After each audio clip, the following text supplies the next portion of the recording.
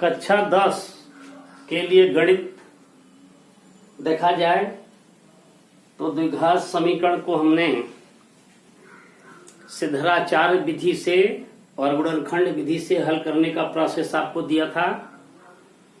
आज हम लोग चलेंगे मूलों की प्रकृति के लिए और उसमें विविक्तकर नाम का एक पद मिलता है, उसकी विषय हम जानेंगे। यदि हमारा मानक व्यापक समीकरण ax square plus bx plus c is equal to 0 के रूप का है तो capital D is equal to minus under root b square minus 4ac divided by 2a में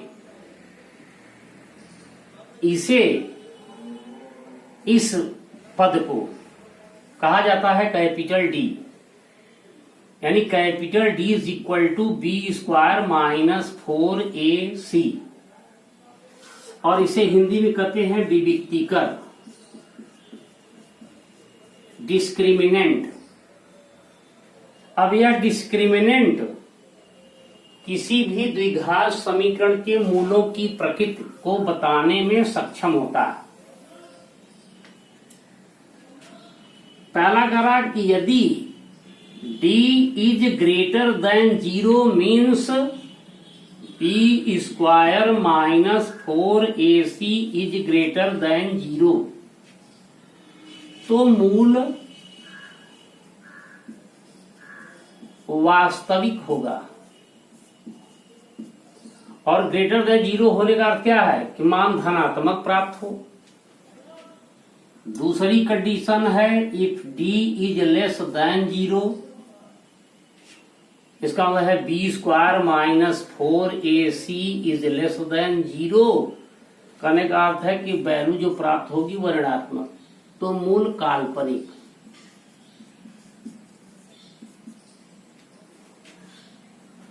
और यदि बी स्क्वायर यानी d is equal to 0 means b square minus 4ac is equal to 0 means b square is equal to 4ac, तो मूल बराबर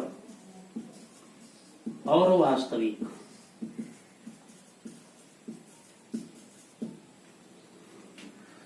एक चौथी condition आती है कि if d is equal to 0 और पूर्ण वर्ग,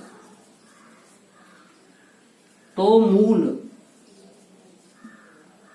विपरीत प्रकृति के परंतु मान बराबर, और मूल का मान कितना होगा माइनस b/2a। तो इस चैप्टर के सवालों को आपको लगाना है और देखना है कि किसी भी समीकरण में मूल की प्रकृति क्या है। तो इस पर आपको सवाल जो मिलेगा, पहले प्रकार का सवाल मिलेगा कि केवल विविक्तिकर पूछेगा। दूसरे तीसरे चौथे सवाल में प्रकृति पर सवाल करेगा। मान लीजिए कोई सवाल दे दिया 2x square plus 5x plus 3 is equal to 0, पहला यही कहेगा कि इस द्विघात समीकरण के विविक्तिकर का मान बताओ। तो हम कंपेयर कर देंगे अपने इक्वेशन से ax square plus bx plus c is equal to 0, compare करेंगे। a के स्थान पर 2 है, a is equal to 2, b के स्थान पर 5 है, b is equal to 5, c के स्थान पर है 3, c is equal to 3। Then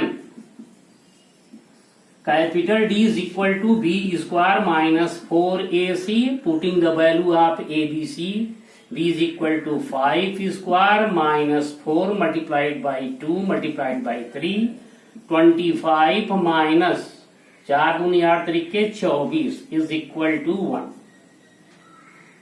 तो यहां पर क्या देख रहे हैं, d is greater than 1, greater than 0, greater than 0 धनात्मक प्राप्त हुआ, तो मूल वास्तविक।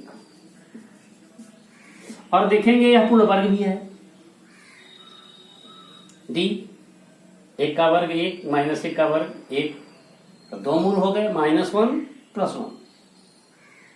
तो यही जो डी की वैल्यू हम फाइंड आउट करेंगे, यही आपको बतलाएगा कि मूल वास्तविक है, काल्पनिक है, बराबर है, क्या है।